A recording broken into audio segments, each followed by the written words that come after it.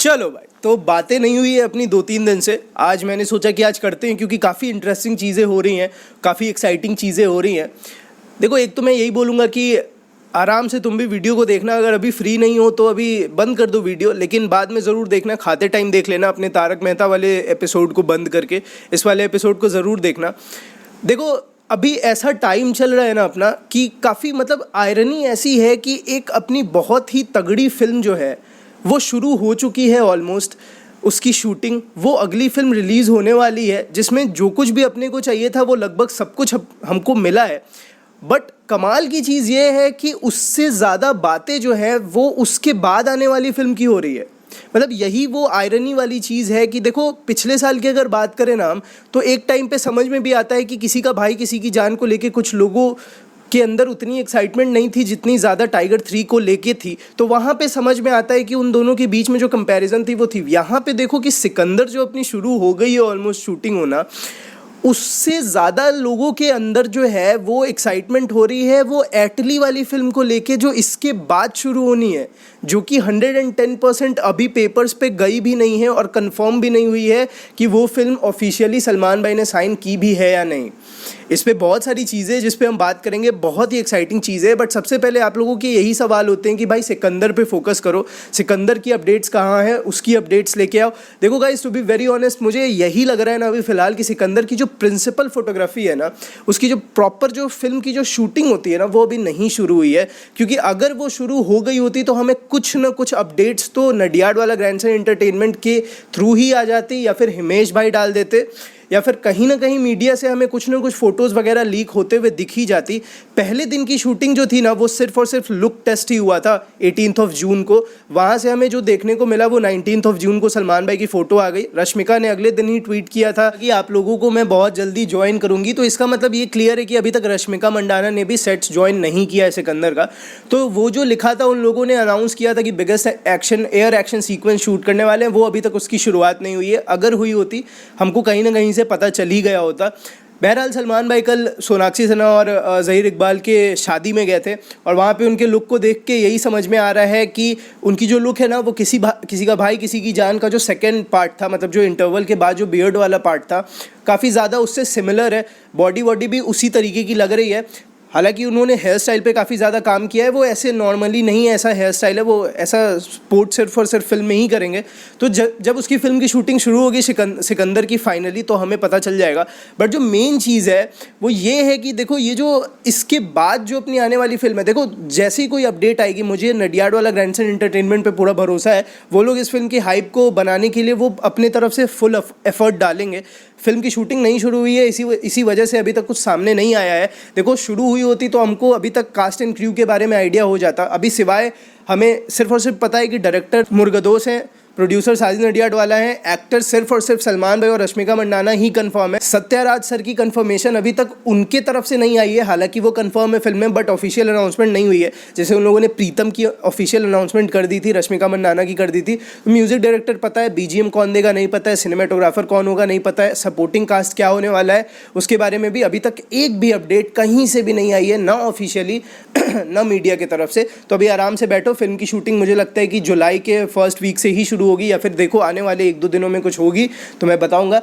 But इसके बाद जो आने वाली फिल्म है एटली के साथ, अब उस फिल्म ने जो तहलका मचाया हुआ है पूरे सोशल मीडिया पे, मतलब ये तो किसी ने इमेजिन भी नहीं किया था। मैं आपको एक चीज़ बताता हूँ सबसे पहले कि र्यूमर्स तो यार हम हमेशा से देखते हुए आए सलमान भाई की फिल्मों को लेके, कास्टिंग को लेके उनके फिल्मों में, मतलब 75 र्यूमर्स आते हैं और ऐसे ही हवा हो जाते हैं। बट देखो, जब कोई न्यूज़ हिमेश भाई ब्रेक कर देते हैं ना, अब हिमेश भाई को लेके मैं एक कहीं ना कहीं बहुत ही ज़्यादा ये रहता हूँ कि चलो, वो he is the most authentic guy according to me, is the most genuine guy in the media industry right now. और उनके क्रेडिबिलिटी पे शक नहीं है मुझे। लोग यहाँ पे बैठ के ऐसे एक्ट करते हैं कैमरा के सामने कि जैसे उन्होंने न्यूज़ ब्रेक कर दिया हो, एक्सक्लूसिव और ब्रेकिंग न्यूज़ लिख के। बट हर कोई जानता है कि न्यूज़ तो भाई वहीं से आती है, most of the times mid day से भी आ जाती है। बट हिमेश भाई ने जब कोई चीज़ को बोल दिया कि हाँ ऐसा हो रहा है, तो मोस्टली ऐसा ही लगता है कि हाँ ऐसा हो रहा है। और उन्होंने जो आर्टिकल्स निकाला था, वहाँ पे ये चीज़ क्लियरली मेंशन हो गई थी कि हाँ एटली के साथ वो फिल्म बन रही है और 2 हीरो फिल्म है। और उसने जो आइडिया है वो एक टॉप साउथ सुपरस्टार को सुनाई है। और टॉप साउथ सुपरस्टार का जो इसी चीज़ में सबसे बड़ा हिंट था, अब मैं एक चीज़ बता रहा हूँ तुमको कि भाई मेरे पास ये मिर्ची है, मैं कह रहा हूँ मेरे पास नींबू नहीं है भाई, तुम नींबू लेके बैठ जाओ, क्योंकि नज़रें लगती है, अपनी ही नज़र लग जाती है। मैं नहीं चाहता हूँ इस बार किसी भी तरीके की नज़र लगे अपनी फिल्म को। ये मैंने मिर्ची लेके मैं बैठा हूँ यहाँ पे, तुम नींबू लेके बैठो, क्योंकि टॉप साउथ सुपरस्टार का मतलब ही रजनीकांत है भाई। इससे बड़ी मतलब कोई चीज़ हो ही नहीं सकती है। Salman Khan and Rajinikanth together in a film directed by Atlee. मतलब एटली ना वो स्क्रीन प्ले नहीं लिख रहा है भाई, अभी आइडिया तो उसने सलमान भाई को भी सुनाया है, रजनीकांत को भी सुनाया है, बट वो अभी जो है ना वो स्क्रीन प्ले नहीं लिख रहा है, वो इतिहास लिख रहा है। He is writing history, he is writing legacy man. वो क्या कर देगा ना, मतलब हमने इमेजिन भी नहीं किया था। वो जो एक तुमने वो मीम देखा होगा, वो जो 3 ड्रैगन्स वाला मीम है, ये फोटो आप देख रहे हो स्क्रीन पे, वो मुझे सलमान भाई की आने वाली फिल्मोग्राफी दिख रही है, जो कि बहुत साल से हमने मिस किया है इस चीज़ को। ऐसा 2012-13 में हम लोग सोचा करते थे, ये अभी वापस से दिख रही है। अपनी आने वाली फिल्म जो है वो सिकंदर है, मुर्गदोस के साथ, वो भी सबसे खतरनाक ड्रैगन है भाई। उसके बाद तो भाई तहलका मचा देगी। मतलब ये जो होने वाली है ना, वो जो बिगेस्ट है ना, वो हर चीज़ में बिगेस्ट लगा दो। Biggest pan India spectacle, biggest event film of Indian cinema, अरे बिगेस्ट कास्टिंग कूप हो जाएगा ये भाई। ये जैसे ही ये दोनों एक साथ आएंगे ना, मतलब ये अभी सिर्फ र्यूमर्स है और इसने तहलका मचाया हुआ है, ये सच हो गया ना, और बहुत ज़्यादा चांसेस है। सब कुछ एटली के स्क्रीन प्ले पे डिपेंड करता है कि उन दोनों को पसंद आएगा कि नहीं, इसके अलावा कुछ नहीं। भगवान करे नज़र न लगे।